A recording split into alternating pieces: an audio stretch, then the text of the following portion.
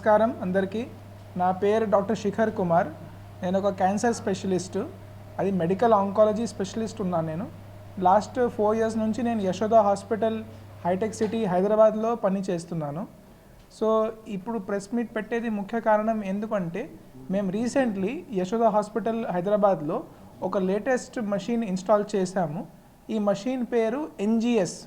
So NGS ఏంటంటే next generation sequencing.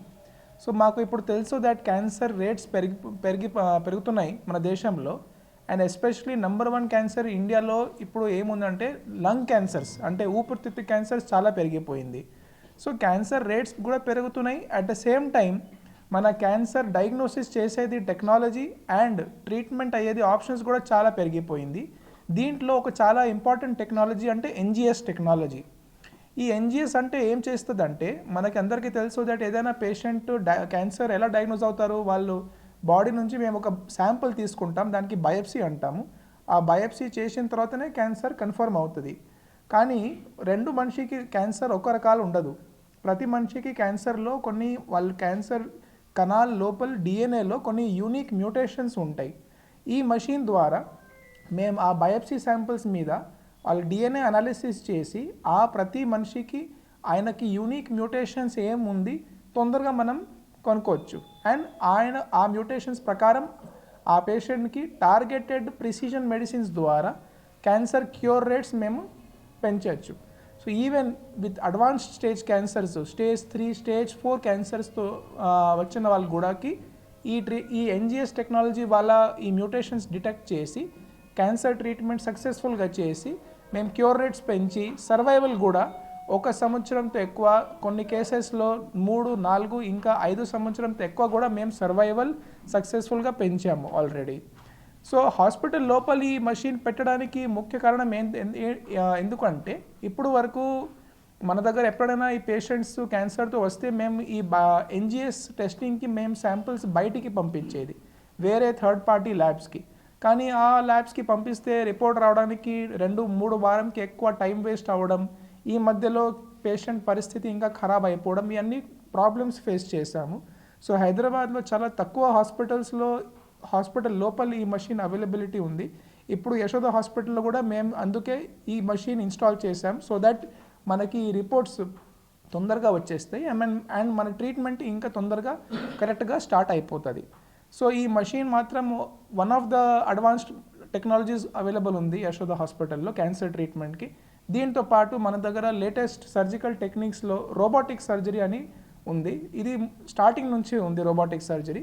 Robotic surgery ద్వారా అందరికీ తెలుసు మన క్యాన్సర్ సర్జరీ ద్వారా అయ్యేది బ్లడ్ లాస్, నొప్పి ఇవన్నీ చాలా వరకు తగ్గిపోతుంది. పేషెంట్స్ తొందరగా రికవర్ అయిపోతారు. Apart from that radiation therapy అందరికీ తెలుసు దట్ అన్ని క్యాన్సర్ పేషెంట్స్కి రేడియేషన్ థెరపీ అవసరం పడుతుంది. సో రేడియేషన్ థెరపీలో యశోద హాస్పిటల్లో ఇండియాలో ఫస్ట్ MRI లినాక్ మషిన్ కూడా ఇన్స్టాల్ చేశాము.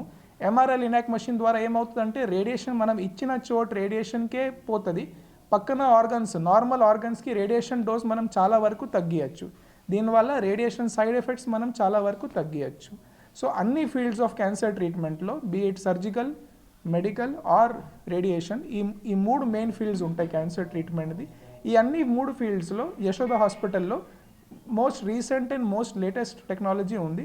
This is to help our cancer patients తొందరగా డయాగ్నోస్ చేసి తొందరగా కరెక్ట్ ట్రీట్మెంట్ ఇచ్చి at the same time treatment వల్ల వచ్చేది సైడ్ ఎఫెక్ట్స్ తగ్గిస్తే వాళ్ళ క్యాన్సర్ ట్రీట్మెంట్ సక్సెస్ఫుల్గా అవుతుంది అండ్ వాళ్ళ క్వాలిటీ ఆఫ్ లైఫ్ కూడా బాగా మెయింటైన్ అవుతుంది.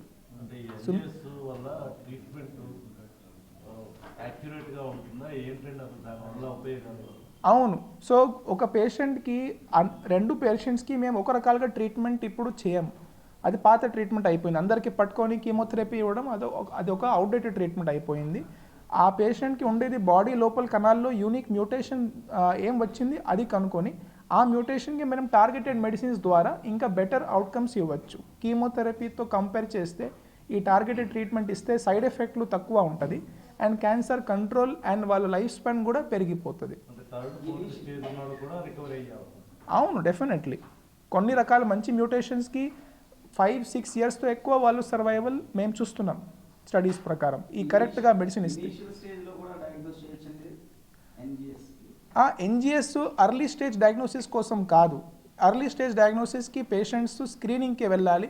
ఒక నార్మల్ మనిషి పాపులేషన్ స్క్రీనింగ్కి వెళ్ళాలి. సో లేడీస్లో రొమ్ము క్యాన్సర్స్కి మ్యామోగ్రామ్కి వెళ్ళాలి, గర్భ క్యాన్సర్స్కి ప్యాప్స్మియర్కి వెళ్ళాలి, మన కొలోనిక్ క్యాన్సర్స్కి కొలనోస్కోపీకి వెళ్ళాలి.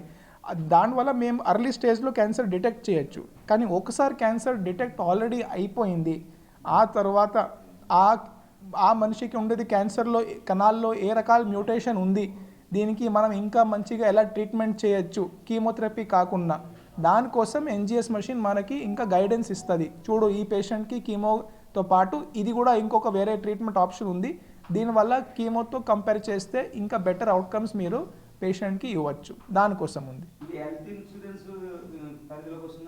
అవును, ఎందుకంటే పేషెంట్స్ అడ్మిట్ అయిపోతారు మన దగ్గర, తర్వాత మనం హాస్పిటల్లో చేసేది అన్ని టెస్ట్లు ఇన్సూరెన్స్లో కవర్ అయిపోతుంది.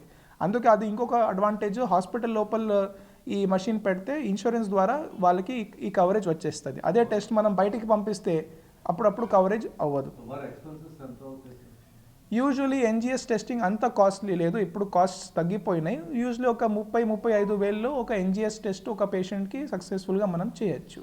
ఒక టైంలో చాలా ఎక్కువ కాస్ట్ ఉండేది, ఇప్పుడు విత్ టైం కాస్ట్ కొంచెం తగ్గిపోయింది.